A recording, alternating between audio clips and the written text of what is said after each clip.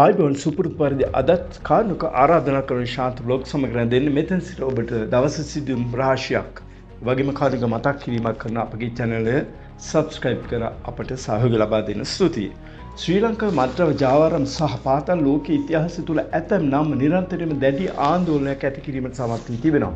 මාකුඳුරේ මදු සහ කංජිපානේ ඉම්රාන් වැනි නම් අතර කෙහෙල්වත දිනුක යන නාමය ඉතා වැදගත් එකක්. නමුත් අද මුළු රටම කතාබහට ලක්වන පුදුම සහගත පුවතනම් 2021 වසරේදී මිය ගිය බව නිවේදනය කරන පුද්ගලයෙකු යලිත් පණ පිටින් අසුවේ ඇද්ද යන ඉන්දියාවෙන් පිටවහල් කර දැනට ශ්‍රී ලංකාවේදී අත්අඩංගුවගෙන සිටින මෙම පුද්ගලයා කවුද? ඔහු සැබවින්ම මිය ගිය බවට සැලකූ එම පාතාල නායකයාද නැතොත් මෙය අනන්‍යතාව වෙනස් කළ වෙනත් අයෙකුද?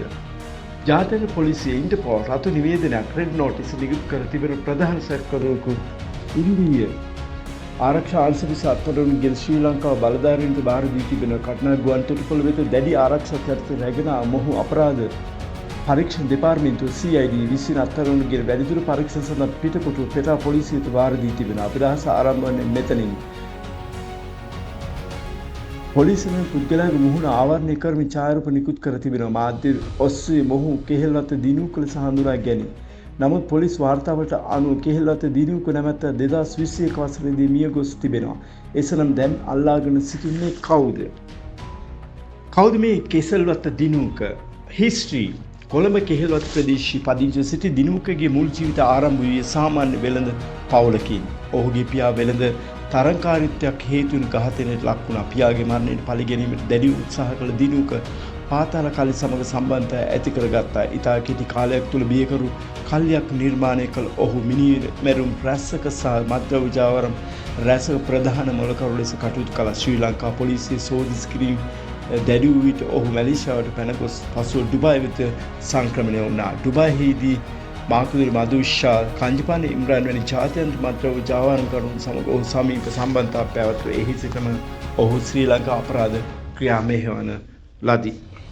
2021 දී සිදු එම අද්භූත මරණය 2021 වසරේදී ඩුබායිහි සැඟව සිට කෙසෙල්වත දිනුක හෘදයාබාධයකින් මියගිය බවට පුවතක් ලැබුගින්නක්සේ පැතිර ගියා. ඔහුගේ දේහය ශ්‍රී ලංකාවට රැගෙන ආවා. නමුත් එම දේහය ලංකාවට එවන ලද්දේ කසු මදුරංග නමින් විදේශ ගමන් බලපත්‍රයක් මගින් මැලේසියාව සිට ඩුබායි වෙත යාමට දිනුක ව්‍යාජ ගමන් බලපත්‍රයක් භාවිතා කළ බැවින් මරණ සහතිකයේදී එම නම සඳහන් වූ බව එකල ප්‍රකාශ වුණා. ඔහුගේ මව විසින් එම මළ සිරුර තම පුතාගේ බවට හඳුනාගත්තා. තවද DNA පරීක්ෂණ මගින් මියගොස් ඇත්තේ දිනුක බව තහවුරු වූ බවටද එකල වාර්තා වුණා. ජාත්‍යන්තර අපරාධකරුවෙකුගේ පරිච්ඡේදය මින් අවසන් වූ බව කවුරුත් විශ්වාස කරා.